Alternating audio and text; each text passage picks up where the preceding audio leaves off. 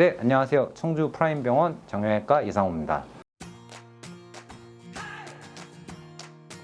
골다공증이라 하면 뼈 자체에 구멍이 많아지는 질환을 골다공증이라고 하는데, 뼈는 매일매일 조금씩 새로 형성이 되고 매일매일 조금씩 파괴가 됩니다. 골 형성을 하는 세포가 있고요, 골 흡수를 하는 세포가 있어가지고 매일매일 형성하고 파괴를 하는데, 우리가 잘 생각해보면 뼈가 부러져도 시간이 지나면 이렇게 뼈가 붙잖아요. 뼈가 형성이 된다는 거, 재생이 된다는 뜻인데, 골 형성이 만약에 적게 되고 골 흡수가 많이 되면 뼈에 구멍이 많아지면서 뼈가 이제 약해지게 되겠죠.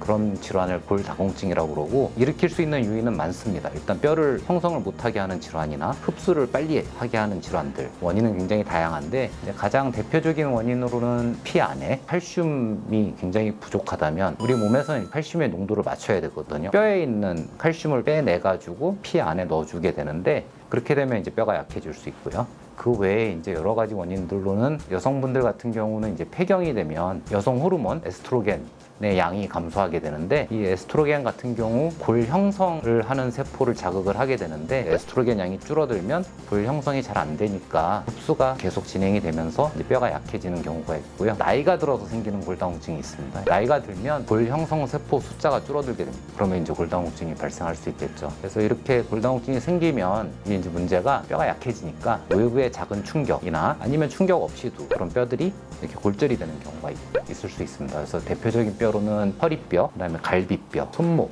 대퇴경부라고 우리 이 허벅지에서 고관절 이어주는 그 부위가 있는데, 그 부위들이 가장 먼저 약해지게 돼가지고 그런데 이제 골절이 오게 될 수 있습니다.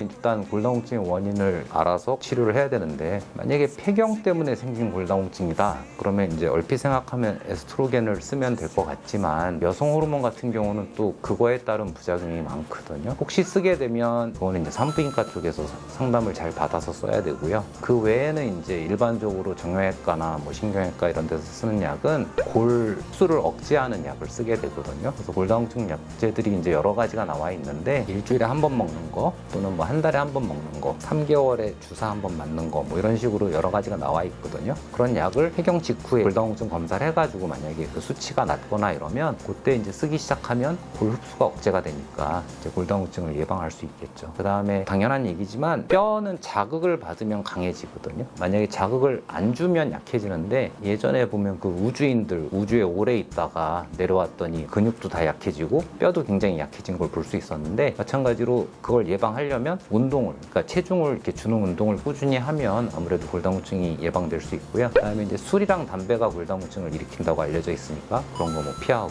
칼슘 제제가 이제 도움이 된다는 얘기가 있는데, 칼슘 제제가 우리가 그냥 단독으로 먹으면 흡수가 안 되는 경우가 많거든요. 그래가지고 칼슘 제제랑 보통 비타민 D가 이제 칼슘이 몸에 이렇게 흡수되는 걸 도와주는 역할을 하게 되는데, 비타민 D랑 칼슘을 적정량 드시는 게 예방하는 데 도움이 되겠습니다.